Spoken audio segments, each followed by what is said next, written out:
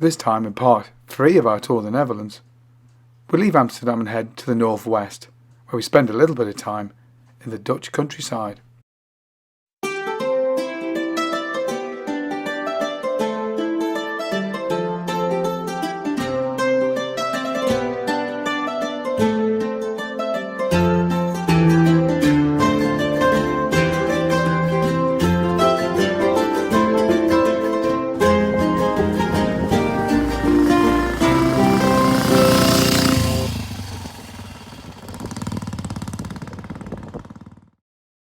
Well, that's the end of 2 days in Amsterdam, isn't it? It is, yeah.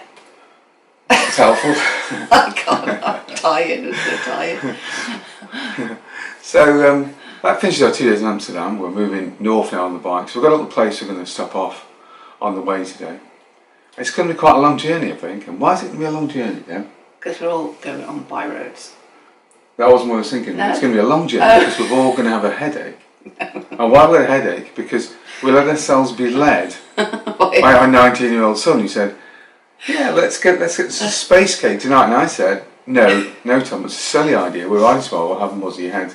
No, everything will be fine, said the very experienced drug user. I think not.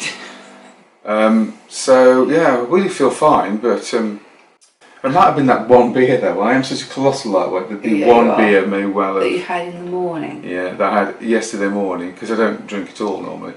That may have actually done the damage too. I mean, hashtag colossal lightweight. So, yeah, we're going to move north. Where's it we're going, Dad? Do you know the region? You don't, yeah. And it's Zoll. So we're going to Zoll, which is north east of here. It's about 111 miles on the road. We're going to go by roads, it's not look pretty. And we'll catch it when we get there. It's not down here. I know, so it's come in. Can't reach mine.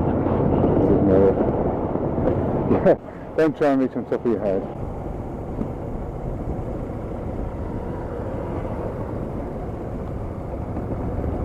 I do like trees. Dutch really love a good tree, don't they? It's very obvious. Don't want to run into one, but... Yeah, they're very green, aren't they? Yeah. Eco. Yeah. Shit, can you overtake that? Yeah.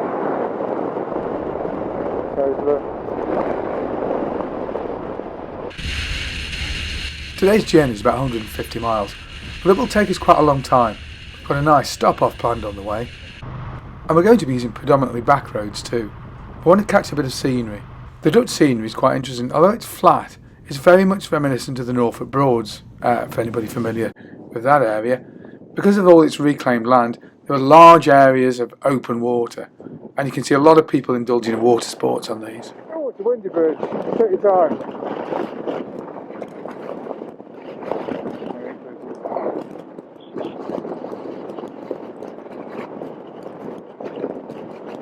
I'm going to do 50 over here. It's very windy. Yeah. You okay? Yeah. Come on. Half an hour, 20 miles. Of course, from a motorcyclist perspective, the one big disadvantage of all that flat reclaimed land, it really does get pretty windy, and you can feel quite a lot of crosswinds blowing across your bike. We're not taking Yep. Oh, it's more like it. But it's exposed, isn't it? And this does really make you appreciate the cover that the trees give. Oh, almost at our first destination of the day. Yes, it's the American Motorcycle Museum of Holland. Now, while Holland isn't the first place you'd think of if you were thinking about looking for an American motorcycle museum, this is nevertheless a very good one. Now, this all started when a guy called Max Middelbosch purchased his first Harley Davidson and became a true addict. Something very cool about that green. His collection of predominantly American motorcycles has grown to some 150 bikes by now. And these include predominantly, of course, Harley Davidsons and Indians. But there are other makes too, including Ace, Excelsior, Henderson, 4, some Japanese built Rikyus and Super X's. So there's V-twins, singles and of course inline 4s in the museum too. It'd be dead hard to ride, yeah it would. The museum is housed inside what is just basically a very large barn, and perhaps could do with being a little bit larger given the size of the collection these days. But it's still really worth a visit, and it's not too expensive. so I definitely recommend that you pop in and visit there. It's a good way to while away a couple of hours if you're on your way to somewhere else. The museum really houses some rarities, like the V-twin Guzzi style Indian and the BMW Boxer style Harley Davidson. The age range of the machines is vast. A lot of them date from around the 1930s, but there were much early board track racers and pre-First World War bikes, although in smaller number. But for the true Harley fan, there's side valvers, panheads, shovel heads, right down to Evos. This museum really does have the lot. And who knows, after a visit, you may have a hankering for something big and American yourself. Maybe not. That's an inline 4 as well, isn't it? These are all Indian 4s here.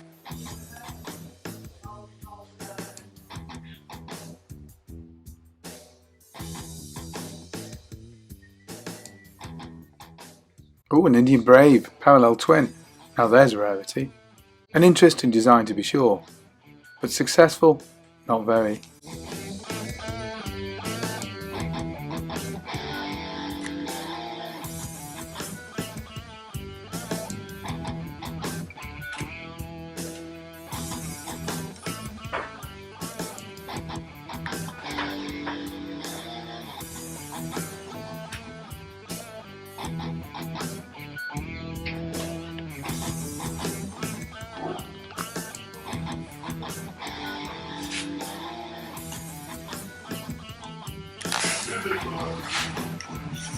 It's got a chain of gears. Cool.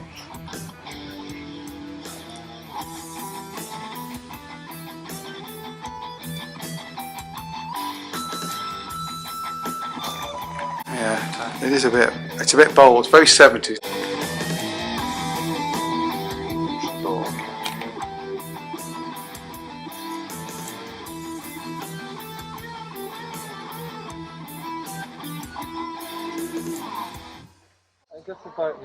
Well, that was a great museum. After we came out, there was a bar right next door which you can just see in the shot. We visited that for lunch and it was really good. It felt a little bit too classy for us, to be honest. The food was really nice. Once we'd eaten there, we headed out and proceeded to carry on northwards.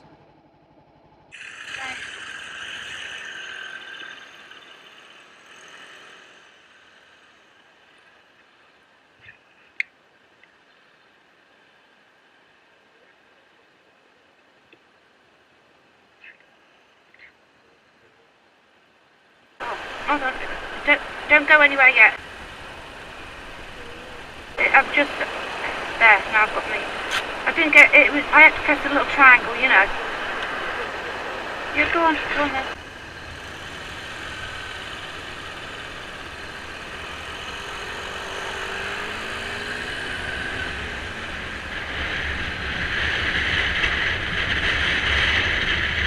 So really, straight to Ornish, or where that car's going, isn't it? Where those cars... Yeah, where the car's going, yeah.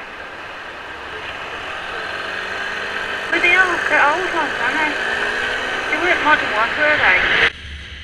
From here we had about 2 hours of travel before we actually got to where we're going.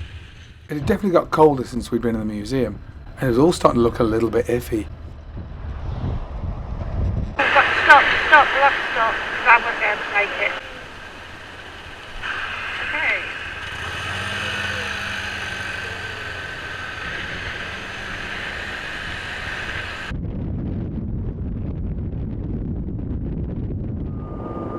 Half an hour later, we encountered a rain shower. It wasn't heavy, it was enough to dampen and make the roads a bit greasy, but it didn't last. Cars. There isn't any traffic, aren't we, in? There's a junction of lights just up ahead. Yeah. There'll be that one.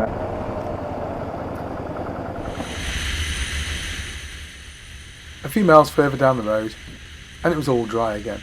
It would stay dry the rest of the day. As a bonus, the temperature started to come up a little bit too. Now it goes.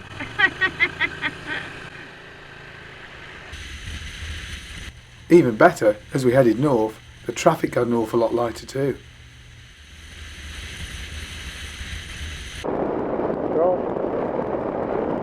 Alright. Yeah, it's me your throttle didn't respond, but it's okay. It's alright. You're not okay, so. It's okay. Yeah, that's fine.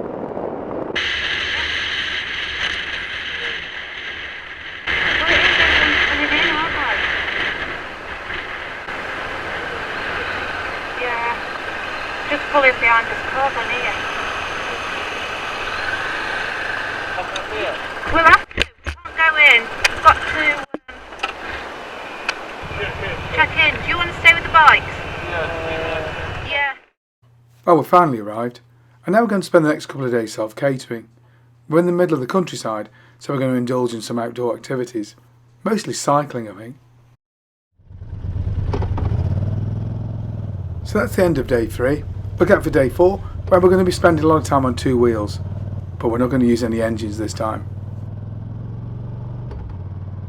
I do hope you enjoyed that video. If you did, don't forget to like and subscribe, and of course, thank you very much for watching, and we'll see you next time.